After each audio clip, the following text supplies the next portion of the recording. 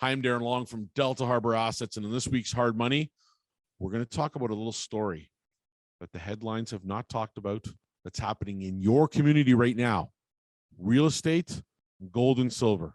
What do they have in common, and why should we be concerned? Stay tuned. Hard Money's coming right now. There are no shortcuts to building wealth today. It takes time, effort, sacrifice, and diversification. But today, diversification means something different than it did in the past. You deserve a more secure way to protect and grow your wealth. At Delta Harbour, we take this to heart. Our mission is to help by inviting you to add physical gold and silver to your wealth strategy. Book a free consultation today and let us show you how to protect and grow your wealth through the ownership of physical gold and silver. Let us show you the Delta difference. Hey, welcome once again, Delta Harbour and the Hard Money Podcast. We are set to go. We hope you are as well. 1-877-323-GOLD. That's how you reach Darren and his team anytime. Rob as well on all your social media. You got Instagram, Facebook, Twitter, et cetera, Use that and reach out to the guys and learn more about this asset, which you may or may not have any or enough of in your current portfolio, which is probably lagging. We're going to get to that as well in the current situation, and do so, deltaharbor.com. Darren, I mean, it might come as no surprise for some, but I think you will agree pretty much that the inflation reading this week in Canada is just the tip of the iceberg. People starting to freak out. How is this impacting gold and silver? And what are we discussing today, pal? Well, once again, John, thanks for the intro and welcome everyone to the show, because this is an opportunity for us to talk about a lot of topics, especially this week with inflation. And as you well know, John, we've been no stranger to this topic for the last couple of years. You bet. Seen it coming, knew it was going to happen. Most people don't pay attention, but today we're going to share a couple of things. One, a little update on gold and silver. Two, one hell of a story being told right now and right at the street level regarding real estate and what is happening to the average buyer now that the tides have turned and home values are starting to rapidly drop. This is the story that's happening. It's not being told. We're telling it right here on Hard Money, and why it relates to gold and silver and how to better prepare yourself using gold and silver. So huge reading this week, 7.7% inflation, which is where we are in Canada at the reading level. So this is at the government level. This is what the cronies tell you. This is what all the bullshit is on the headlines. But the truth is, in line with the rest of the G8 in the US, that reading comes as no surprise. We all know everybody else is in that situation, but we also know that street level at 7.7 is more closely related to around 10 to 12%, maybe higher in some sectors. And we always say this show, John, is about choices. We make it about choices, right? So today we're going to talk about diversification and smart choices. Gold's hovering, as we're taping the show here on a Friday, gold's hovering in and around the 1830 US mark. It's very nice, about where it was last week, still providing plenty of opportunity for those who have not yet got into the market or are thinking about getting into the market, and those who would like to cost average. While silver, its younger brother, is hanging around the 2120 mark US.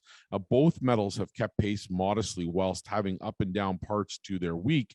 And the incredibly weird strength of the US dollar is somewhat hampering both metals at the moment over the last few days and their ability to move drastically higher. But overall, they are simply outperforming the paper asset categories. And at this point, by fairly wide margins, as I'll discuss a little later on the show.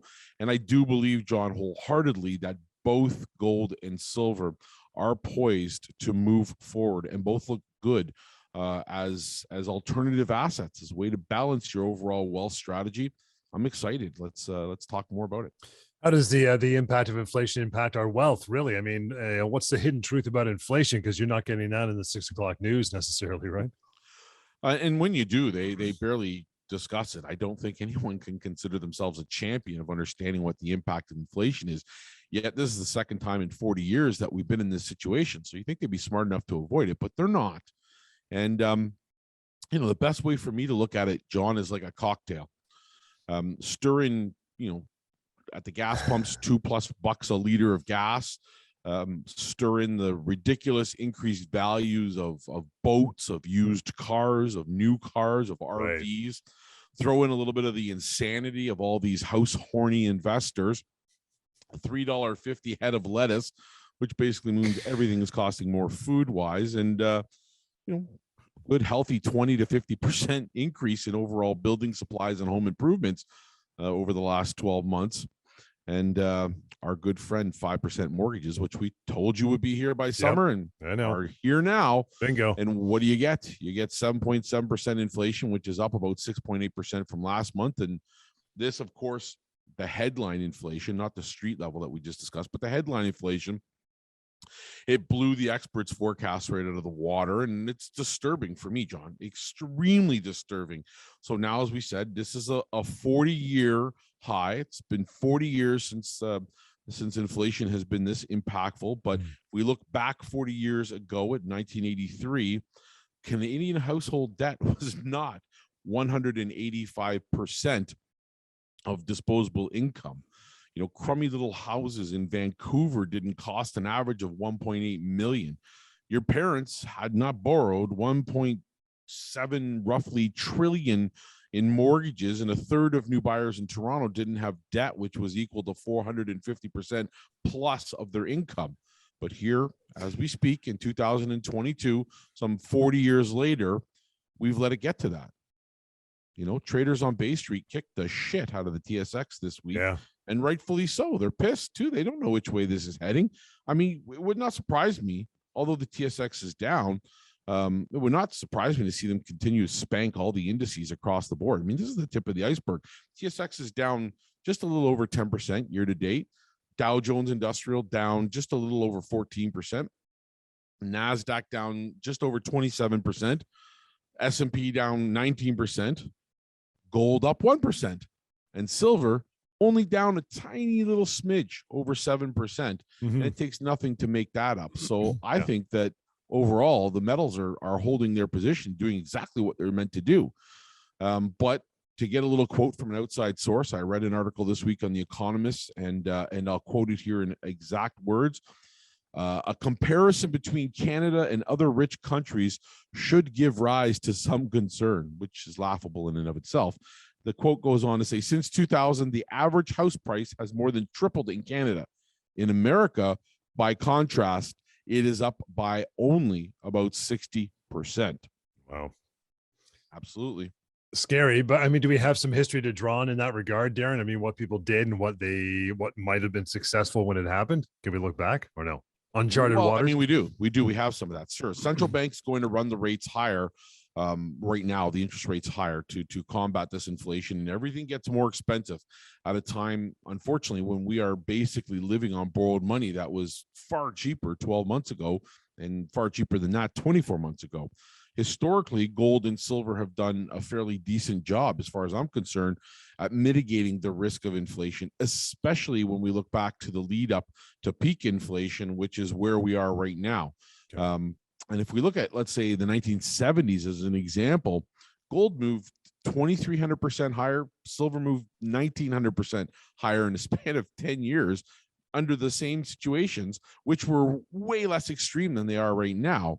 The scenario we face is just far, far worse, John. And we're living now in this day and age, some 50, 60 years later, on borrowed money. We weren't using what we had in our pockets. We've adapted to the credit system. Everything's blowing up because why not put it on credit, pay for it, next year, pay for it in 10 years, pass it on to the kids. Who the hell cares? And we brought boomers along for the ride. So as my story I'm going to share with you today will show you, there's a boomer involved in every one of these stories now. And this is the perfect storm. We're basically going to watch for those that are not prepared.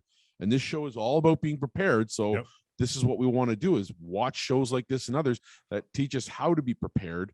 We're going to watch basically a huge percentage of the middle class get completely gutted by this recession, completely. And I mean, they are going to become lower middle class, higher in the high end of the poverty range. And those in poverty could be really, really, in a dire straight situation, John. So This is what happens, and it'll just deteriorate what is left of this middle class and its very passive ways.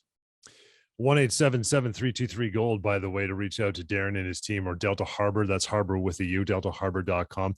What do you mean by passive ways? That's the last expression you used at the end. I mean, I get the idea that the middle class is losing wealth. We're all part of it. Due to the silent killer, as you called inflation. But what do you mean when you say passive ways, passive middle class?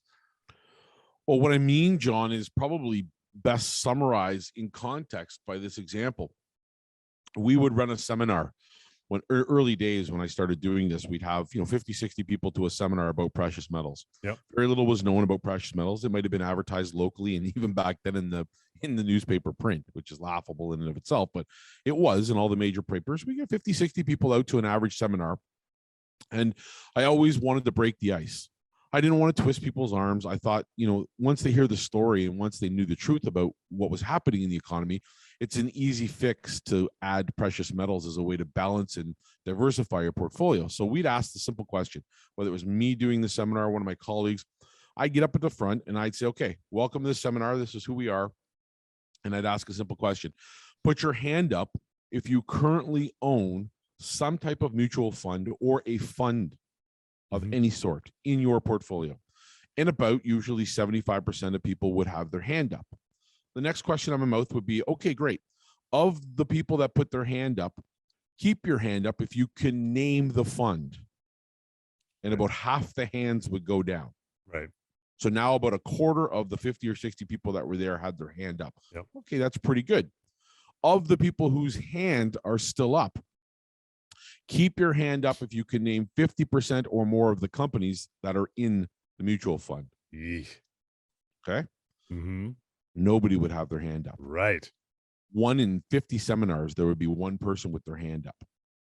And that was all it took for me to really break the ice, to help people understand how passive they become about their income, their wealth. When a credit card and when lines of credit and when the equity in your home is rising, the mentality of the government, the mentality of the bankers works hand in hand to draw out as much of that as possible. How do bankers make money? They create shit out of thin air and they give it to you and feed it to you hand over fist. Take the credit line. It's like the old joke, right? You get an email in, you're one of the unlucky few who've had a bad credit history, and there's numerous examples of this all the time, and yet you're getting emails from the bank saying, we have another credit card pre-approved for you. Yeah. You just blew one out of the water. You might have declared bankruptcy, 2 years ago, and here they are flowing more credit to you. We'll give you $5,000. We'll give you $10,000 on the way up when things are good. But who comes calling on the way down? And this is what happens to wealth. It expands and contracts. And we can always say that wealth is going to get bigger and bigger over time, that the value of something is going to grow over time if it's a top tier asset. Land value, home values, gold and silver over very long periods of time. But ultimately, there's suffering in between. And those stages can be avoided by just having good balance and in all of that understanding. And so you just simply have to be better prepared to win. You have to treat money as a competition, wealth as a competition. It's not a passive house league endeavor where we all get the medal at the end of the day. For every single seller, there is a buyer. And for every winner, there is a loser. It just depends on where you want to be in 5, 10, 20 years from now. And, if you want to be retiring early, or if you want that dream college education fund for your kid, you want the cottage when you retire, you want the good life to be able to travel freely with the grandkids, take them over to Europe or hop down to Florida and be, part of the snowbird society over to Arizona, whatever the case is, whatever you want out of life, you have to understand that wealth is a competition and that somebody is always looking to take it from you and will never, ever, ever just give it to you. They won't hand it to you. By the time you get the stock tip, by the time you're told about something, 9 times out of 10, it's too late, right? We don't buy when people are fearful, and that's what makes people wealthy, buying when people are fearful, when nobody else is buying. And you have to diversify your thinking, and you have to challenge the stereotypes and norms. Owners of gold and silver know this. They've already been doing it for decades, years. Those that are here with us at Delta Harbour, they've already started this process, John, and it's never too late. It's time to get going. You know, we were talking just before the show. You were kind of relaying or teeing up anyway, a bit of a real estate story. I know you've had lots of real estate holdings in your portfolio. You do enjoy real estate. You're part of it. You've gotten rid of some, you've gained more, but discuss this story and how it affects, or at least how it relates to gold and silver. What were you talking about? Well, this is a great story, John, and effectively, this is just hearsay through my neighbor. Okay, this is the story he told me. I just decided to go through the numbers as he told them to me, and I actually laid it out for him, and I just basically kind of dotted the I's and crossed the T's. So my neighbor is a real estate agent. Didn't start out that way. When I moved into where I am, just a little over 12 years ago, you get to know your neighbors. Small, nice estate homes, gorgeous community, but you know your neighbors because it's a small community. Yep. He was an entrepreneur. When the boom happened, real estate agent, he was also dabbling in real estate. So we had common ground. We were all talking about it. He decides to become an agent, and he goes, I'm going to sell some for myself and keep the cost down. So he got his license, works on his own deals, and he's probably one of the most successful agents in our area. There's probably of the top 10, he's in the for sure the top 10, maybe even the top 5. And he told me this story this week. And for the sake of the story, we'll call the homeowners Tim and Catherine, because I don't want them to hear this and know it's them, right? Yeah. So awesome. Tim and Catherine buy their first home in late February this year. Now, this is a true story. Okay. They buy their house in late February this year in the Golden Horseshoe area, Cambridge, Waterloo, Kitchener. I'm not going to say the town. It was an average, what we would call working class home. Nothing special, just a first home buyers get into the house, appreciate it. Hopefully the home value grows. Honey, let's add a kitchen. Let's remodel our basement, so on and so forth. Okay. Takes about 1.5 hours for Catherine to get to work to downtown Toronto. Takes Tim about an hour to get to his job the other way. Now, they moved in the middle, basically. They said, hey, this is great. We're not going to live down in the core, move a little bit out of town. We'll have the rural access. We have all the beauty of the country close to us. And they loved the idea, okay? So, of course, at the time in February, there's a bidding war still on for the house. With $1.23 million, and it would be wholly considered by this example a fixer-upper. So it's a 1.5 story, roughly 60-year-old home. So there's going to be lots to do on that home. Oh, yeah. So they shell out an offer of $1.35 million, and they get it. Now, wow, no conditions, no inspection, no nothing. They take the offer. It's accepted. They throw it at $1.35 million. They put down 20%, which is roughly $270,000. Damn. And half of that came from their uncle. So now they've got a boomer involved, like I said before. We're not diving into the story, and that was to avoid the CMHC insurance. So they put down 20%. Well, here comes the closing and interesting part of the story. Closing happens last week.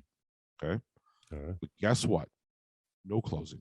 Doesn't happen. And this is why. First, they failed to qualify for the roughly $1.08 million mortgage. So Catherine's uncle now becomes not only a contributor to the payment down, but also a co-signer. Okay, so now he's legally responsible as well as them for the house. Okay, then under the situation that we currently find ourselves in, the bank appraisal comes in way lower than what they paid because, of course, property values are deteriorating, already beginning to fall. The property value was now worth $970,000. They paid over 1.3. Got to come up with it. Now it's 970,000. Is absolutely right, John. So the maximum to be loan is 80% LTV, or just over 775,000. Of course, Tim says to my neighbor, the real estate agent who was handling the deal, they don't have another 280,000 to do this deal. So now panic sets in. Okay, first home, brought their uncle in. His entire net worth, his nest egg, all the cash he had was given to them, and he co-signed for the mortgage. Okay, so he said what most people do in this predicament right now, is that they're first-time home buyers. They don't have a house to sell. They have no equity to bring into this other than what they put into this.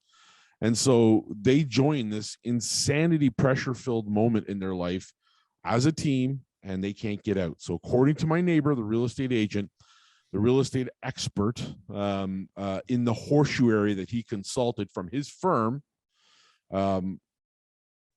he acknowledged that the market's in free fall. He said, I'm sorry, but the market's in free fall. Not only are you going to have a problem now justifying 970,000 as the value of the home, the average for detached in February, when the kids were battling for an accepted offer, was 1.09 million. Last month, it dropped down to 880,000, and they're saying this month, by the end of June, sellers are going to be lucky to get 800,000 for that house, which they just paid at the end of February 1.3 and change for. The Titanic. Okay? So of course, they both knew that they way overpaid. They start to panic. They can't afford it. They cannot finance it. Her uncle has nothing more to give them. He's co-signed on it. And now the sellers won't renegotiate the deal. And to top it off, they just got a lovely letter as of this week from the homeowner's lawyer saying close or you're it's over. You lose. Oh, so my God. That is a story, unfortunately, John, that's happening in many locations right now, in the communities of the people listening to this very moment. And so I thought, on the heels of that, let's discuss what the alternatives are. Do you have to buy a piece of real estate? Are you part of this insane crowd that, displays this exuberance? I mean, unless you have 50% or more of the home value, don't be buying the home right now. It's that simple. There are other ways to go about creating wealth and building wealth, even for first-time home buyers. Horrid story. I mean, talk about collateral damage with the uncle and everything. I mean, his wealth is decimated. What can they do? What should they do? Or what should they have done in that case? Just walked before they bought it? Get off the house horny mentality? Well, I mean, right now, I guess they have to try and renegotiate legally somehow, some way. They have to try and renegotiate, because whatever that down payment was, 270,000, it's gone. Goodbye. See you later. Because the homeowner has the right to keep it, right? And renegotiate another sale of the house. And yeah, the homeowner loses value because the home went down. So of course, it's in his best interest to close the value at 1.3. But what do you do? It's just it's a huge mess, right? So first of all, it's not something that we're hearing, John. It's not on the news. They've touched around it here and there, but the headlines are bullshit. Again, we're force-fed all this garbage stuff, and it's not part of the headlines. And this is what's happening today, just today, before I did the show. Shoot onto Facebook, shoot onto social, double check what's happening, answer a few questions. And what do I have?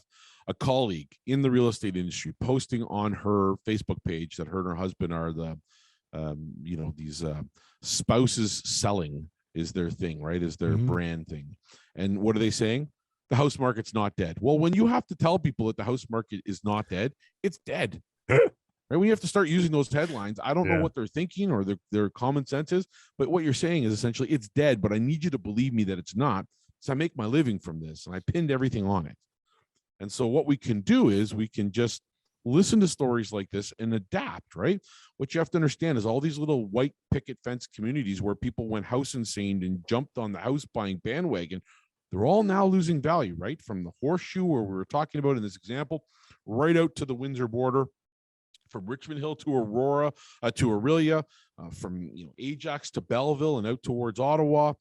Prices are collapsing across the country, right? Especially in Ontario, where the hot sections were, in Vancouver, where the hot sections were. I mean, just this week, Better Dwelling is talking about one of the highest percentage of exits from Ontario living in modern history. And most people are moving to Alberta. I mean, hey, to each their own, do what you got to do, right? But lots of Ontarians deciding to get out of Dodge. These conditions are not supportive of this idea of getting ahead of this wonderful concept of moving into a good, stable environment where the economy is robust, where jobs are robust, right? And buyers are just walking away. And you called it yourself, John. This is exactly what they're going to do. It's subprime part 2. It's happening all over again, and it's going to be heard sooner or later. But by the time the masses hear it, it's too late. Yeah. In the city, just tons of investors who bought pre-con condos, never intending to close, but to flip those for higher prices. They can't find buyers for their assignments now. Can't do it. I mean, I talked to my real estate agent, a lawyer colleague who's handled all my transactions over the last 10 years or so, and he's saying it's nuts out there, right? The only people making money are the lawyers, right? And so if we look at our inflation, 7.7%, it's going past 8 on paper, which is going to peg us probably somewhere in the 12 to 15% range, which we haven't seen since our parents' era. It means housing affordability is collapsing, not growing better, right? And that's the bulk of our economy. And as we have noted on this very show our dependency right now on housing as a portion of our GDP is 20% greater than it was at the US peak of 2006 before they hit subprime. So we're 20% more dependent on our housing sector than the US was. And look what they went through. At its peak, 1 in every 8 homes was in foreclosure, 1 in every 10 homes. It was ludicrous, crazy. And so, as the central bank tries to douse high prices with the reduction of credit and the pandemic froth in real estate, it just keeps getting blown off, right? You're losing the head off the beer. Sooner or later, it becomes stale, stagnant, and nobody wants it. Yeah. And the fear of missing out is now turned to fear of overpaying. So you got to really comprehend this, right? It defies logic, John. It now takes 111% of average pre-tax household income to afford the average detached home in Vancouver, right? Pre-tax. Even with a huge 25% down payment. Yeah. So imagine how impossible it is to swing this with after-tax dollars. Right. Where do you find that extra 20, 30%? You don't have it to begin with. You're already on credit. Right? And the interest rates. Yeah, of course, right? So imagine how this is affecting Toronto and the outlying areas for first-time homebuyers. Yeah. Especially now as mortgages pass 5%, maybe on their way to 6 or higher percent. In the GTA and surrounding areas, households need to spend roughly 75% of their pre-tax income or 100% of their after-tax earnings to essentially affect a property purchase and shoulder those bloody ownership costs. Who the hell is going to buy homes under that condition? Either they don't think or they're just not smart. I don't know which one it is. Yeah. But you have alternatives, right? Lower interest rates are nowhere in the frame here, okay? So don't bank on them going lower right now, at least for the foreseeable near term to midterm. Yeah. At least end of next year at very earliest, right? Royal Bank of Canada's national affordability measure is on the path to the worst ever levels. And so when you say, what's the fix? What can we do? Well, in the housing sector, it's obviously we have to find a way to lower prices. So that's what's going to happen. The market's going to search for equilibrium. Your 1.3s, 1.4s, 1.5s, 1.6s, they're all coming down below $1 million. Mark my words. I mean, it's already happening in this example today. That was a $1.35 million home. And it's now worth $800,000 by the end of this month. That's a huge chunk. It's approaching half. Jeez. Approaching a loss of half. Yeah. Nobody's talking about this, right? You're not going to hear this. And I want you to know as you listen to this, I want you to remember, if you really, really want to not be passive and you really want to know about your wealth, you have to take self-direction seriously. You have to become a champion of your wealth. Why do we see so many people, entrepreneurs, that come in to buy gold and silver? It's because they've learned how to take control of their wealth, because they've had to take control of their business. Yeah. And that little lesson in life is so essential, John, because what we've done is set up all of our accounts to be self-directed. Yes, we're here. We're here to give expertise, right? We are experts in the acquisition, in the liquidation, in the storage of gold and silver. We are experts in every way, shape, and form in gold and silver itself. But no, we're not your planners. We're not your advisors. We're not your accountants. Those people need to be part of your equation. Right. But also, ultimately, we're also owners of gold and silver. I've seen what it can do over 20 years that I've owned it. And I understand it better than most people, right? And our firm and myself, I've been writing and talking about this since 2004.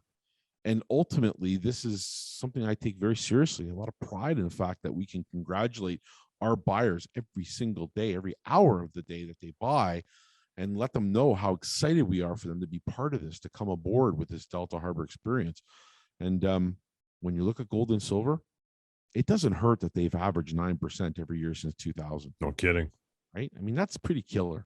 I don't think there's anything out there that's done that for that long. They don't get talked about. Nobody sits up and talks about it because your bankers and your advisors and your accountants, they don't know how to monopolize that. They don't know how to pull a commission from it. Yeah. Right? Because let's face it, in gold and silver, premiums are the only thing that a lot of firms live on. They don't have a way to create fee for service. They're not planners or advisors. They're not charging a fee for that, right? So ultimately, you have to be good at what you do. And that's why we've survived for so long, right? Gold and silver are bulletproof, John, during real times of uncertainty. History has proven this.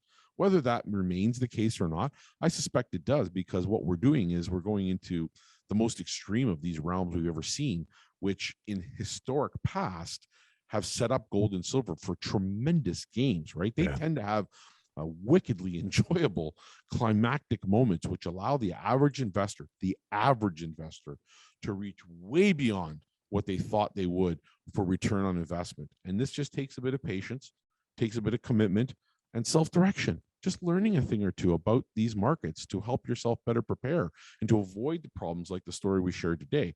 You have paper assets, stocks, mutual funds, bonds. You have real estate. Okay, great. I hope you put down 50% or more, or you own your real estate, or you have a successful plan laid out. But houses are not gold and silver, right? They're wholly different.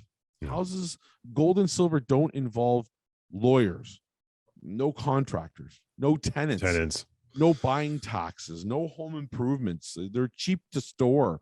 No people power really necessary to be involved in the ownership of gold and silver. And the best part about gold and silver, nobody, not a single soul, gets to publicly know that you own gold and silver. Yeah, it's kind of cool. It's very cool, right? You can take it home. Now, that's not always the case in registered accounts that we do. Obviously, you're going to know that there are people out there who are going to be aware of what you're holding. But in non-registered accounts, when you just buy it for storage or you buy it to take it home, it remains private, unlike a house who everybody gets to see on the block. Everybody knows about your investment. It's baloney, right? But buying and selling, it's liquid, right? There's no offers or missed offers, and there's no blind offers on gold and silver. Just an excellent history, a proven class of assets, top tier, owned by central banks around the world. Gold is, and it has the experience of having real wealth growth in the right conditions. So this is a perfect storm for precious metals, and they do stand an incredible chance, I think, at being roughly about give or take 10 times. Wow, no kidding. Capable of somewhere ultimately around 200 in the next 10, 12, 15 years. I think gold probably around give or take 5 times its value right now, up and around the 10,000 mark, somewhere around there. Wouldn't surprise me given the rates we're going with inflation the way it is. So does this mean that we want people to get into it? Yeah, we do.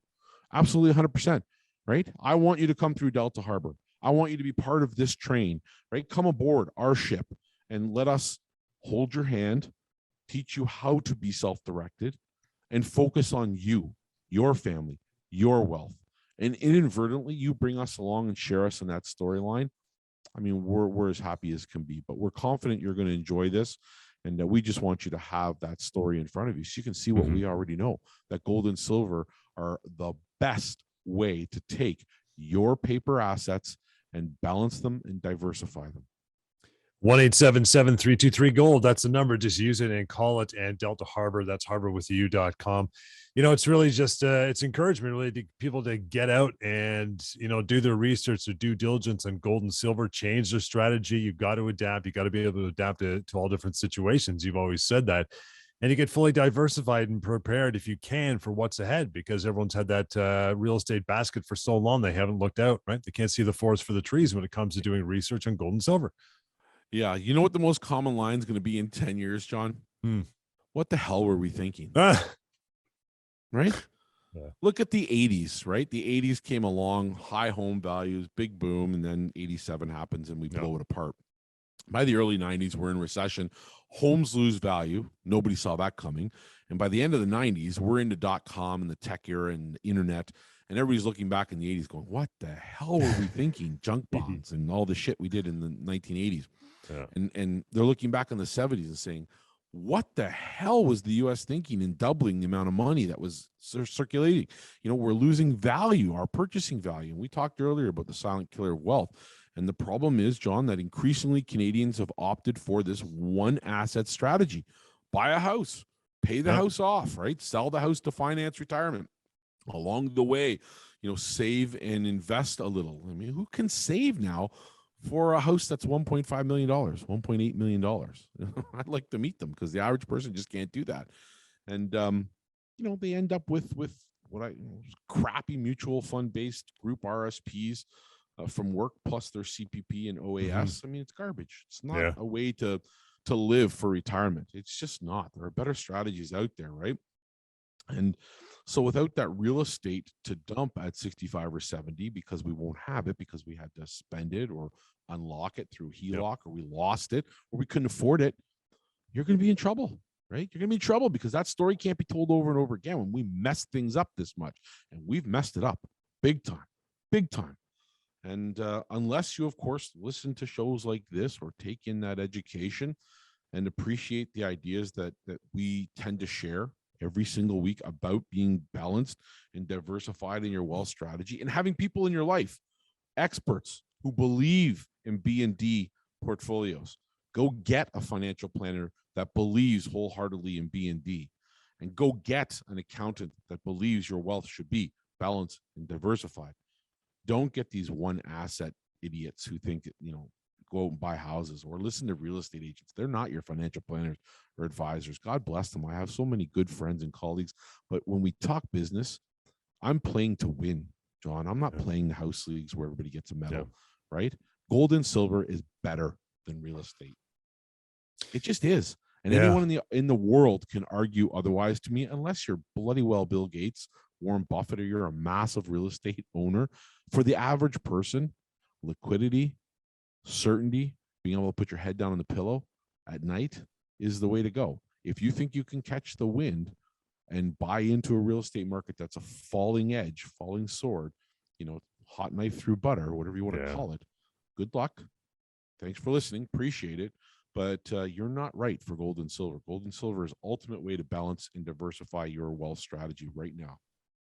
Again, 1-877-323-GOLD, real simple number to use, and talk to Darren and the team about getting into this part of your portfolio. Before we wrap it up for today, another edition of the podcast, Darren, opening up account, getting started with Delta Harbour, some broad strokes. I know it's really easy, but what are the options out there? Well, as I reach here for a couple of items today I brought with me, my colleagues tell me I don't do a good enough job of showing some of the products. So do it. I thought I would. And when we're talking about the easiest way to get into the market, it's simply just to educate yourself, make a phone call. And if you want to buy gold and silver, go to the website, right? deltaharbor.com. There are the prices, live pricing, products right there. Shop in the convenience of the car, of home, on your break at work, wherever you are. Grab the mobile. It's right there for you. You can see the prices. You make payment. The options are plentiful, easy to get to you, and delivered right to your door, right? You got products similar to this. You got the the little tiny bars. These are this is just a little tiny 5-gram bar, little ones like this that make it easy to break down gold purchases or to buy in smaller amounts. And then you got, nice big hunky chunky 1 kilogram silver bars. This one is a JBR bar. And these are priced, by the way, at the same as a 100-ounce bar per ounce right now. So value in this bar, because it is a new brand that we're sampling and trying. And you've got the larger bars, the larger gold bars. They move up in size. And you got the good old Royal Canadian Mint 10-ounce bar, which a lot of people may not be familiar with. The Maple Leaf coin, John. Oh, there's one. Common coin. Yeah. I'm going to talk you out of coins, by the way. But for those that do like the coin, we sell them. Yeah. Why is that? For manufacturing and all that stuff that goes along with it? Increased costs? A lot of people buy coins, John, for the wrong reasons. I like buying coins to just diversify my holdings. Just to keep it simple. There is no truth to the idea that a coin's easier to sell than a bar. First off, get that out of your system. Secondly, there's no truth to the coin being a better way to use as a currency in case all hell breaks loose. That's BS. Venezuelans right now know this to be the truth. If you go down to Venezuela and you have gold, I don't know why you'd want to go to Venezuela right now. God bless them. They're in a real world of hurt. But from an inflationary standpoint, gold is king down there. If you have a small bar versus a coin, what do you think the fabricator is going to have an easier time cutting a 1-gram piece off of? A round coin or a square bar, rectangular bar, right? Simple life lessons, like this is the truth. So I don't know why people love coins so much, but they do. Maybe it seems more private to them or something. I don't know. It's a coin. It's relatable. It's a coin, right? It's a coin. And then, of course, we move right up the spectrum to a 10-ounce gold bar, right? Nice. Chunky, nice, big Credit Suisse 10-ounce gold bar. These are beautiful bars. I love them. Simple to store, easy to stack, right? Lots of common buyers love the 10-ounce gold bar. And then right up to the 1 kilo gold bars and so on and so forth, 100-ounce silver bars. It's all there on the site. And if you want to store it, that's another option, right? We can store it very easily. There are places around the world. If you're listening from the US, great idea to store your product in Canada. Keep it out of prying eyes, away from the public domain into the private domain. You'll note that we have a very, very vast growth of border clients right all along the border, especially in Eastern US, up into the middle states and in going into the West that are all storing in Toronto. Love it. Want to have access to the product easy across the border, get to their product, or have it shipped out anywhere in the world. So lots of people that do that. And then, of course, here at home for our Canadian clients, we have the registered accounts. That's what I was just wondering about. Absolutely. Put the bullion into your RSPs, TFSAs, and likewise, any other accounts that you want to do that.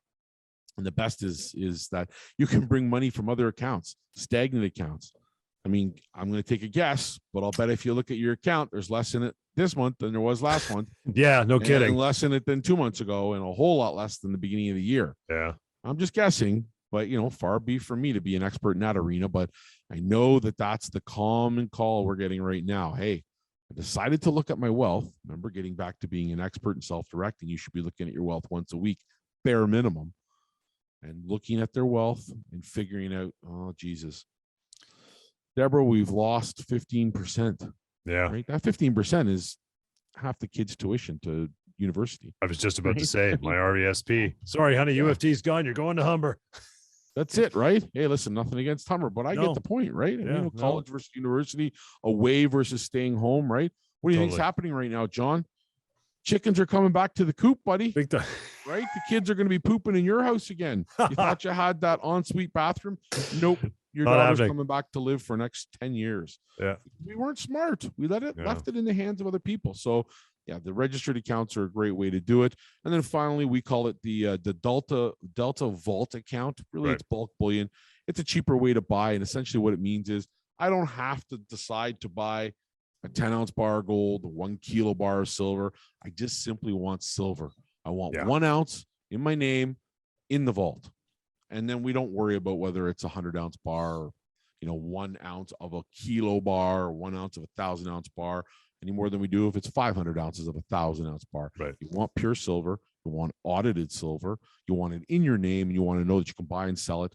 Or if you want to convert it to those kilo bars from 1,000 ounces that you have in there that's not in any bar form, you can do that. Pay the premiums down the road when they might get a little bit less. And that's the bulk bullion option, which also allows you to take your collateral, which is these bars, 10 ounce gold, whatever you got in those accounts, and use them as collateral to finance a little more when the time is right. If you want to do it and you can afford it and you're in a position to take advantage of it, maybe you use it to keep a little powder dry. Instead of putting down 100% of that money, you put down 20, 30, 40, 50, 60% of that money. You hold back the rest for a rainy day. We can talk more about that when people call, but that's the Delta Vault account. It's a brilliant way to be in the markets and lots of options for people, John. But it all starts with the phone call, all starts with the website, and it all starts with recognizing the importance of physical, right? Remember the sound, John. That's it. Is the sound of real physical metal hitting the ground. You drop a dollar bill, it's not real, right? It's just our confidence in something that really has no value. So ultimately, let's work on being more prepared, better prepared as we go into this journey together. And ultimately, we want to always, as we do every week, thank people for listening. Go out and support your local food banks. As I say every week, you don't understand that your neighbor is in trouble, but he or she is, and you just don't realize it yet. Okay, this is where we're at. We have to wake up to this reality. Go out and support your local food bank and make sure everyone in your community is taken care of. I want to thank everybody for listening, John, and of course, you'll close out the show, but we'll see you next week. You bet. Lots of information there. You want to catch up, re-educate, and educate even further. Just give Darren a call. Always good for a 5-minute or a 55-minute conversation. Doesn't matter. It can all be done. 1-877-733-GOLD is the number to reach out. And of course, Delta Harbour, harborwithyou.com. You'll see all the details and all the different ways to get this portfolio chock full of physical metals sooner than later. So make sure you do that. And we'll catch you next time on the Hard Money Podcast.